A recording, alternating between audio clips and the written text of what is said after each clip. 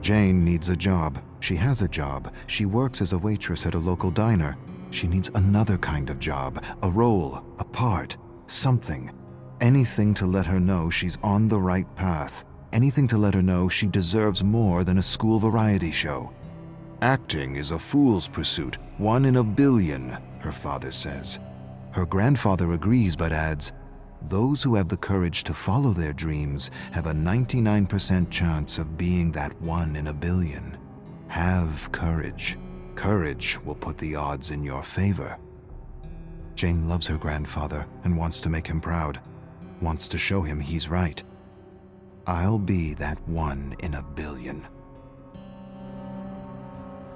Mexican waitress speaks in Mexican and English with a Mexican accent. Who wrote this? Mexican isn't a language. Doesn't matter, you get the gist. Her face grows warm with frustration.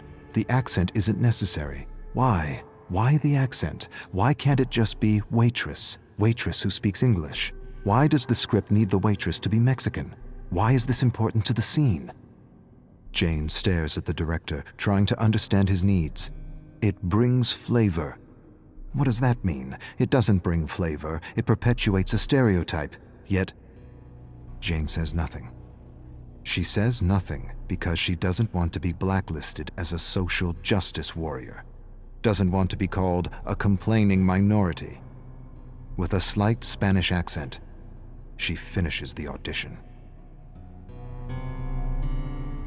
Jane shares a beer with her friend Dwayne. Dwayne tells her how a creative executive hired him to be the co-writer of his terrible script, to be the spokesperson of his terrible idea, to validate his insensitive cultural appropriation of an African-American story. The creative executive wants to make a minority film because it's a fad, the quickest way to be recognized, the fast track to fame for a hack. Many writers told the hack his script was wrong on so many levels, badly written, disrespectful, boring, insensitive. Dwayne refused to accept a script that was disrespectful to his cultural heritage, refused to attach his name to a project so the executive could avoid accusations of cultural appropriation, refused to validate an entitled interpretation of a minority story. The executive discredited Dwayne by calling him a social justice warrior, fired him. Jane sighs sadly for her friend. At least the script won't get produced. Dwayne raises a skeptical eyebrow. The hack has a friend with money, lots of money. He'll write, direct, and produce. Entitled hacks with friends in high places. It's how bad movies get made. They toast bad movies. Jane laughs, not because it's funny, because it's true. It's been months. She hasn't worked. No calls, no auditions, nothing. Jane stares at the blank television screen. As a child, she used to imagine herself on television. She doesn't see herself on television anymore. Something is happening. She can't see herself succeeding anymore. She wishes for her shot, her 1 shot, her 1 in a billion shot, but scripts for her are few and far between, nothing beyond the stereotype. Her agent shouldn't care. He should put her forward for all the female roles in her age range. She can play any female role, lead or support, and yet she only gets auditions for the spicy Latina, or the funny immigrant, or the waitress with the accent, never just woman, American. That's all she wants. She stares at the snowy television, tries to visualize herself as the star of a show, but can't. The phone rings. Her agent, an audition, a major part in a play, and it pays well.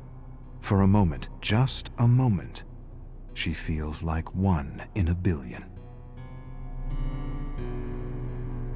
Jane's cell phone rings. She freezes on the sidewalk.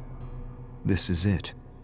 And she doesn't know if she wants to answer or not. She can't take another rejection, not for this part. This part is too important. She brings the cell phone to her ear, answers. She hears a voice she recognizes, her agent. He tells her how everyone enjoyed her audition, how everyone thought she was just fantastic.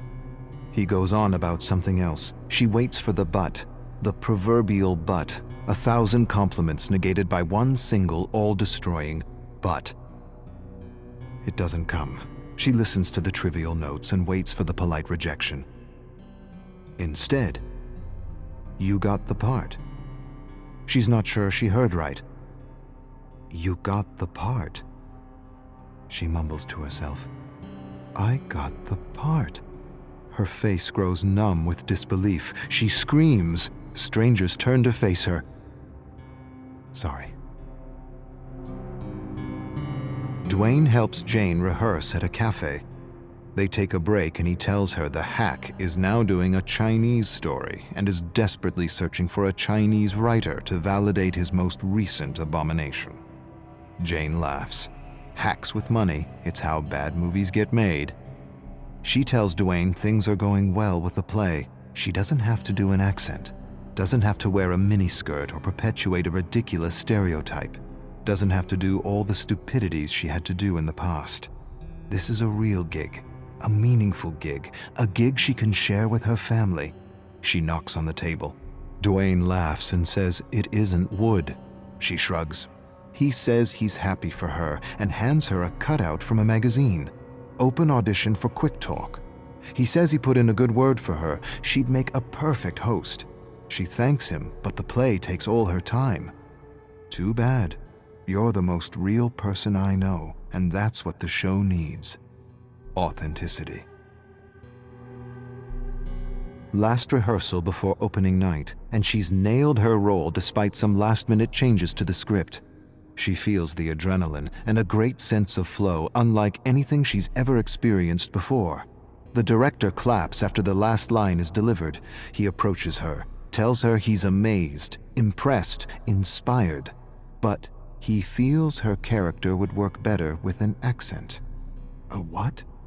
The request undermines her, shatters her. Why? I don't understand. For giggles. It would be fun. The character doesn't need an accent. The character is fine without an accent. But it would add comic relief. Comic relief! That's what she is to this director, to the producers, to this industry. Comic relief. She stares at him, waits for him to burst out laughing, waits for him to say he's joking, waits for an apology that never comes. She sighs and feels the strength of her ancestors coursing through her veins, a strength that won't allow her to sell out, a strength that won't allow her to perpetuate a hurtful image of what it means to be an American. She shakes her head at the director. Find a comedian, asshole. She storms off stage. Those who follow their path beat the odds, even if the odds are 1,000,000,000 to 1. Bullshit.